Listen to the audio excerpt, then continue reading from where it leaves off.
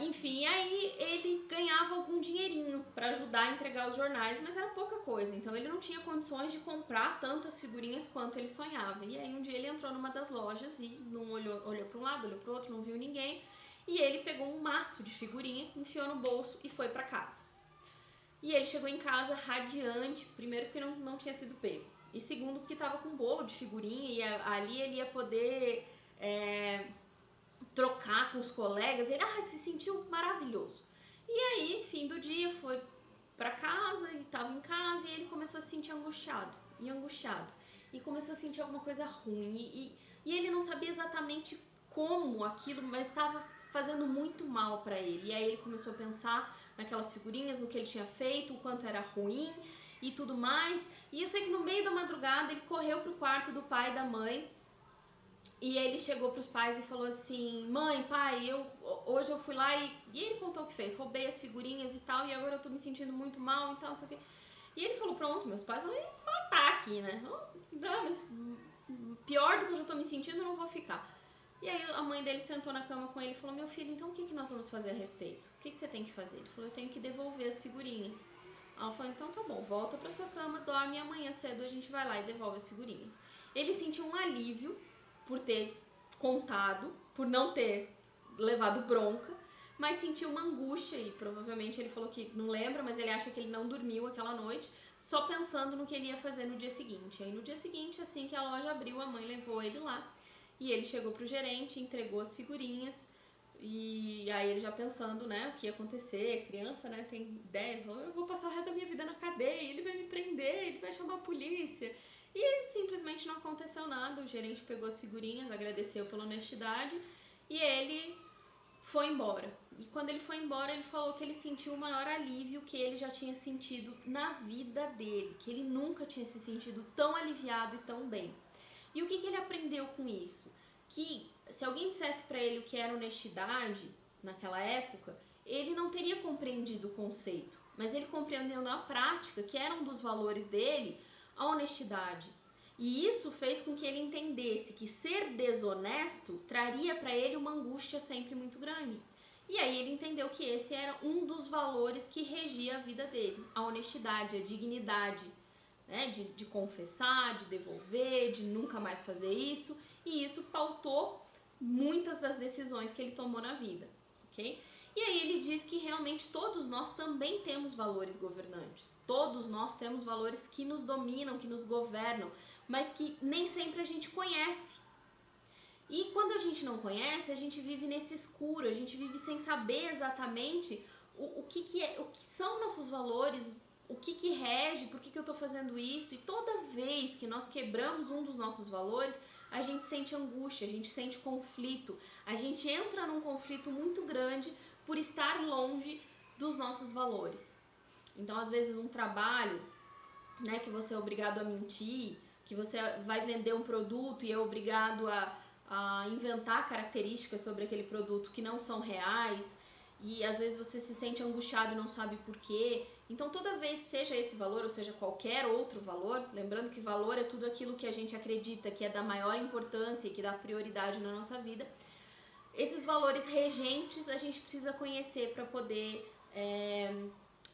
diminuir o conflito. Então, muitas vezes os conflitos que a gente tem na vida é por estar vivendo situações longe dos nossos valores primordiais, ok? Então, identifique.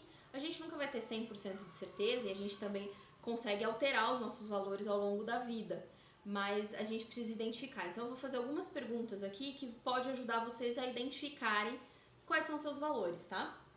Então, quais coisas me parecem mais importantes e que se referem a cada papéis que eu identifico na minha vida? O que eu gosto de fazer quando eu não estou sob pressão, quando eu tenho tempo para fazer outras coisas? O que eu gosto de fazer? Que pessoas, atividades ou coisas têm real importância para mim? Quando minha vida terminar, será que eu vou ficar contente pelo que eu fiz?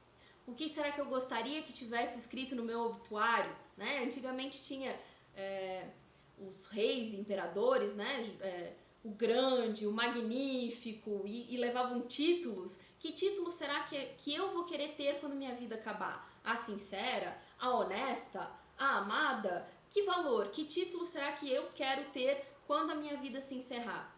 O que eu gosto de compartilhar com as outras pessoas? O que eu tenho de bom para oferecer e o que eu compartilho? Que talentos ou habilidades especiais eu tenho? O que eu gostaria de desenvolver? Né? O que eu penso em fazer ainda algum dia? Ah, se eu pudesse, algum dia eu faria tal coisa. Quais as respostas que se referem ao que eu quero, ao que eu penso de verdade, independente do que as outras pessoas pensem? Então, todas essas perguntas nos ajudam a entender um pouquinho o que são os nossos valores. Tá? Lembrando que eles são únicos, pessoais, intransferíveis. Por mais que a gente tenha família com valores muito fortes, os nossos podem não ser os mesmos. A gente foi orientado a esses valores, mas não necessariamente a gente pode ter os mesmos. Por quê? Porque será uma família de gente mentirosa, todos os filhos, netos, descendência seria mentiroso? Não.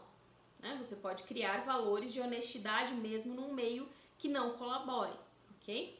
Então a gente falou de papéis, a gente falou de valores e agora a gente vai falar do terceira perninha do tripé, missão.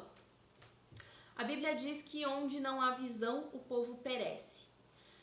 E aí eu quero que vocês pensem numa estrada, uma estrada onde vocês estão dirigindo, uma estrada boa, e vocês estão lá a 100 km por hora, dirigindo bem, e de repente vem um nevoeiro muito forte, a ponto de você não conseguir enxergar poucos metros à sua frente.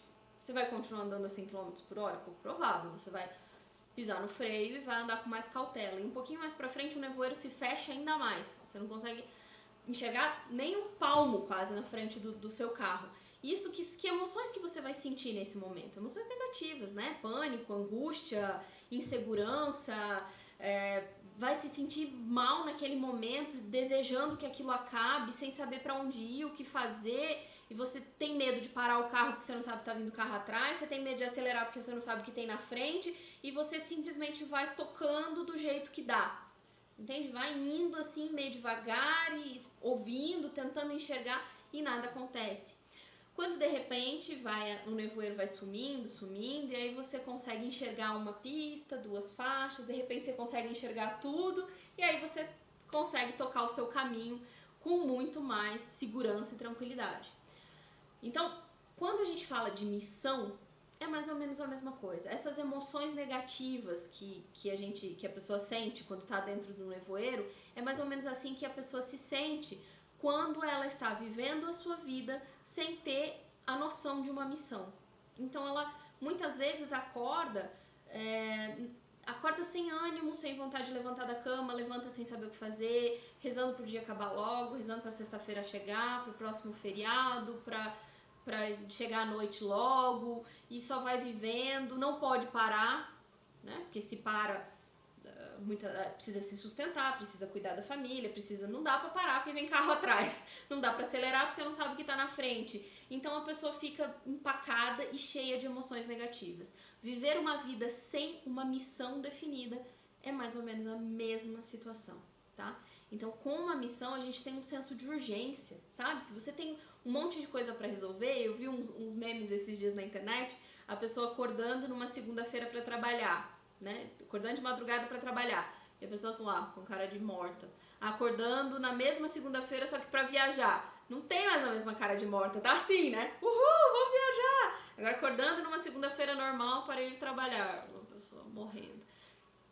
A diferença tá no horário? Não, é o mesmo horário. Ela acordou, sei lá, 6 da manhã na segunda pra trabalhar, 6 da manhã na segunda do feriado pra viajar. O horário não foi o problema, o cansaço não foi o problema. Pode ter ficado arrumando mala, sei lá, até as 3 da manhã. Mas a diferença era a missão, o que ela tinha que fazer. Isso dá um senso de urgência, uma necessidade de querer realizar, de querer conquistar. E ter uma missão e um propósito na nossa vida funciona mais ou menos da mesma forma. Então, será que eu tô apenas vivendo, tocando o barco, deixando, ou eu entendo pra quê? Por quê? Então, como é que eu descubro, e agora vem o fechamento aqui do terceiro tripé, como é que eu descubro qual é a minha missão? Então, lembra das tarefinhas?